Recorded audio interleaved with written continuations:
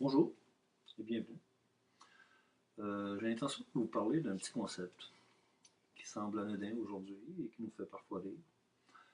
Ce sont, c'est un concept qui est issu du Moyen Âge, c'est-à-dire c'est l'idée du purgatoire. En passant, M. Jacques Le Goff, qui est un historien médiéval, a écrit un excellent livre sur le purgatoire. Ça s'appelle justement La naissance du purgatoire.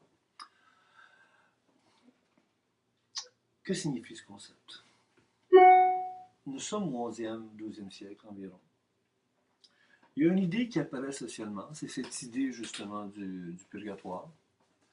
Et pour les théologiens, les philosophes de l'époque, ça revient un peu à l'Ancien Testament et au Nouveau Testament, comme quoi qu'avant la parousie ou l'eschatologie finale, c'est-à-dire la résurrection de la chair et du sang, c'est-à-dire le retour de Jésus sur terre et dans les cieux, bien sûr, c'est à ce moment-là que les âmes vont accéder à l'éternité, c'est à ce moment-là qu'ils vont accéder à Dieu. Mais l'idée du purgatoire, c'est que les âmes, avant d'y accéder, ils doivent être dans un lieu de purification, parce que cette idée où on ne peut pas rencontrer Dieu si on n'est pas pur, c'est une idée qui vient du judaïsme et qui vient de très loin. À ce moment-là, on va développer cette idée qu'il y a des âmes qui sont dans le purgatoire et qu'ils attendent l'eschatologie finale tout en se purifiant. Et il va y avoir des conséquences sociales aussi à cette idée.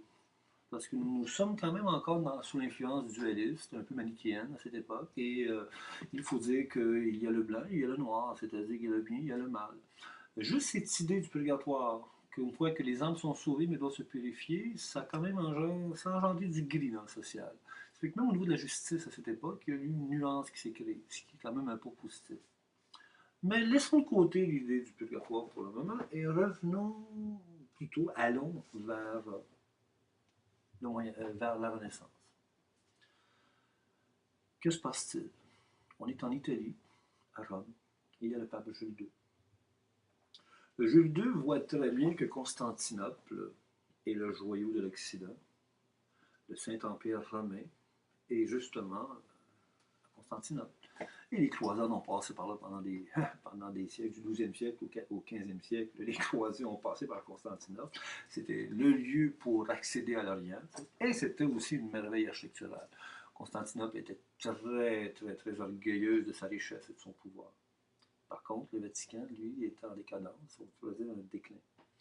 Le siège de l'Église catholique, Rome, avait beaucoup de difficultés financières, beaucoup de difficultés aussi pour attirer les intellectuels de partout et aussi des artistes. Jules décide de faire un changement radical, c'est-à-dire de restaurer Rome, de lui donner sa gloire, de lui donner sa puissance. Pour cela, il voulait faire de Rome le centre de la chrétienté. Il voulait faire de Rome quelque chose de magnifique. Parce que quand que les gens ou les pèlerins se rendent à Rome, mais ils sont émerveillés par cette beauté architecturale, il y a aussi cette beauté qui rend gloire à la toute-puissance de Dieu. C'est la raison pour laquelle Jules II fait venir les grands architectes d'Europe, surtout de l'Italie et une partie de la France, et aussi, bien sûr, Michel-Ange.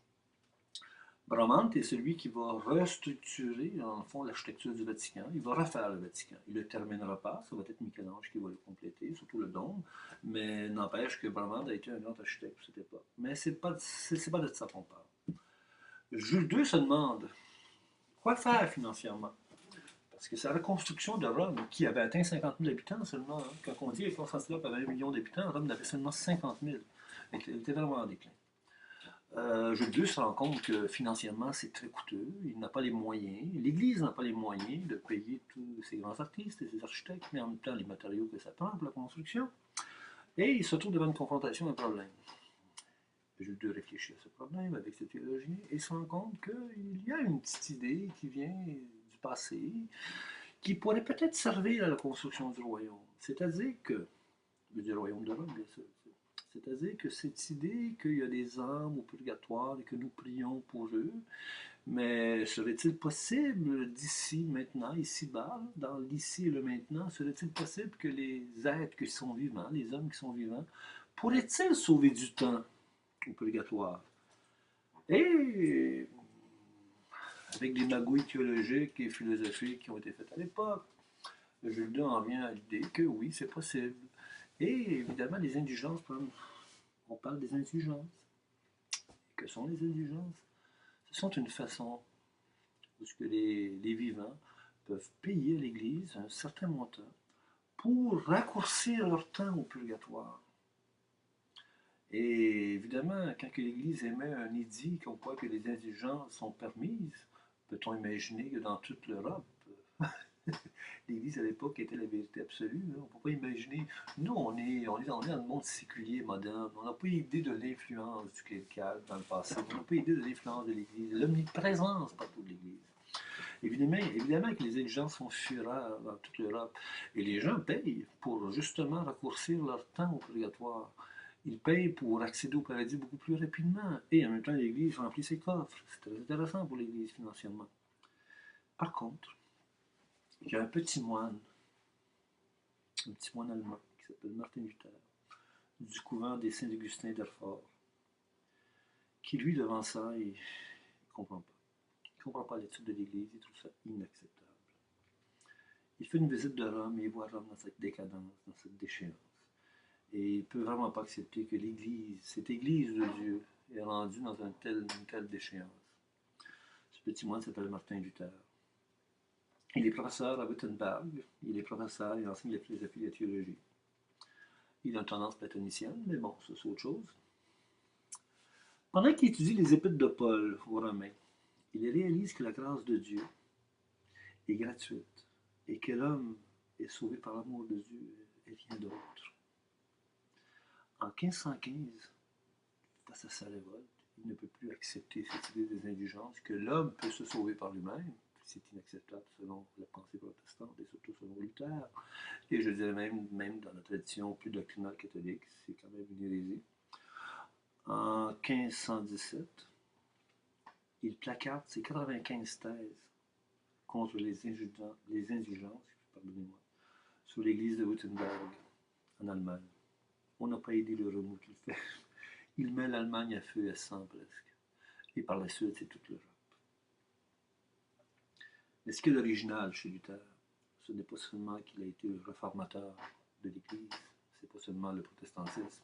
Ce qu'il y a d'original, ce qu'il y a de très moderne aussi, c'est que chez Luther, c'est la liberté de la conscience. Et cette liberté de conscience va au-delà du religieux et de l'idéologique. En ce sens, Luther a été vraiment un grand réformateur. C'est pour vous dire tout simplement qu'une simple idée qui vient de l'époque médiévale, qui 3 siècles après, à la Renaissance, prend toute son ampleur, peut avoir des conséquences tragiques dans l'histoire de l'humanité.